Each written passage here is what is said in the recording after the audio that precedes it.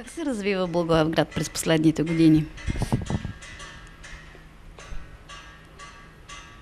Благоевград се развива.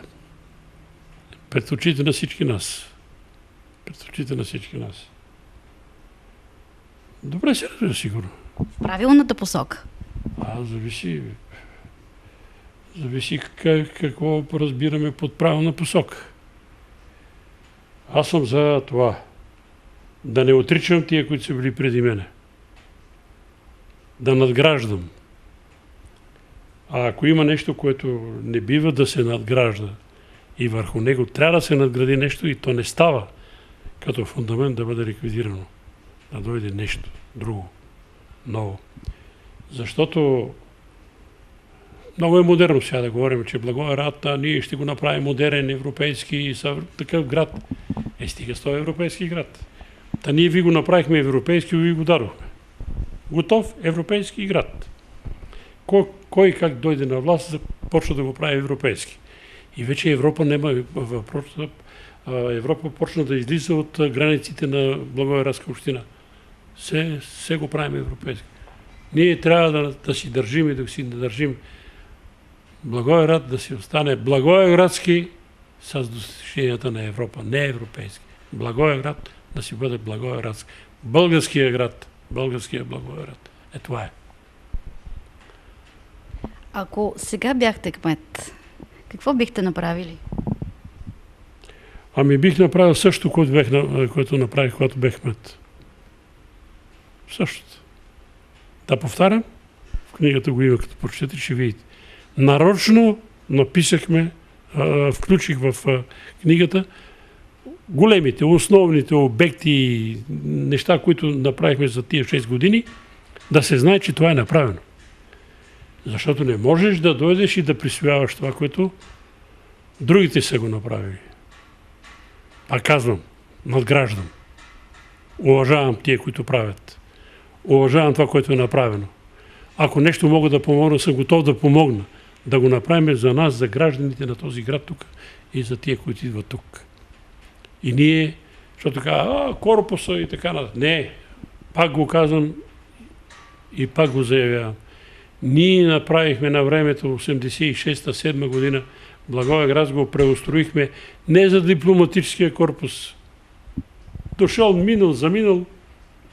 Ние го направихме за благоевградчани. Защото нашия окръг, нашия окръжен център беше по-изостанал от бившите околисти центрове. Петрич, Сандански, Гоце Делчев, Разлог. Защо? На този въпрос, защо има отговор, да си го дадат тия, които не го направих. А можеха. Можеха да го направят. На Причкалпов му дали пари, а на тях те искаха ли? На тях кой ще да ми откаже?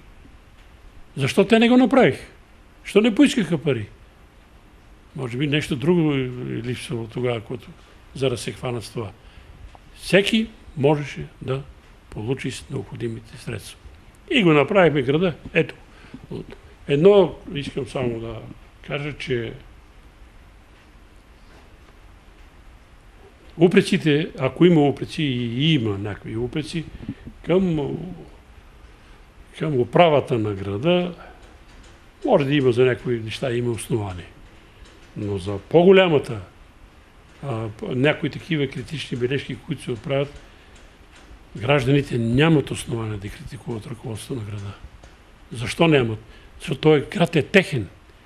И те трябва да видят достатъчно ли го опазват това, което е направено. Достатъчно ли дават нещо отгоре и те, за да стане града още по-хубав. Защото това, което става в някои от кварталите на града, не може да го направи общината. И не е длъжна да го прави. А само да вземем заредените тротуари. Тая зима.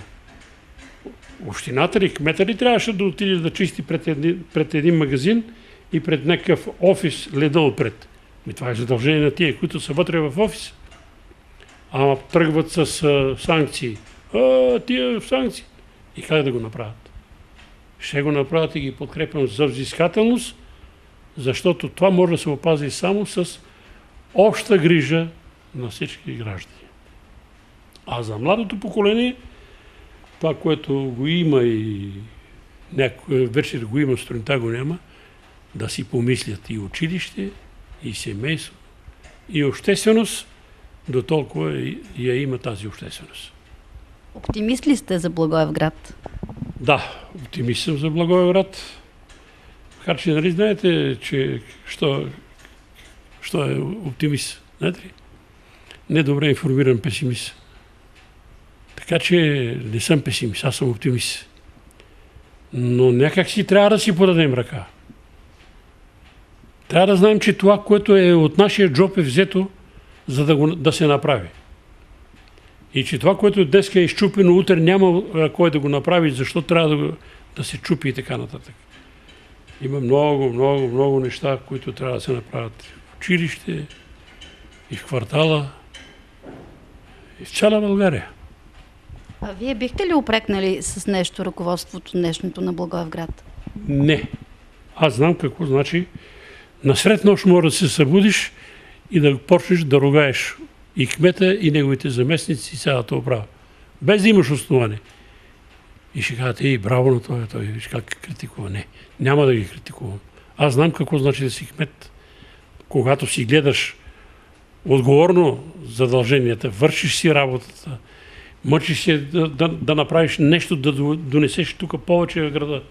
И накрая някой, и най-много критикари са тия, които толкова не са допринесли за развитието на града.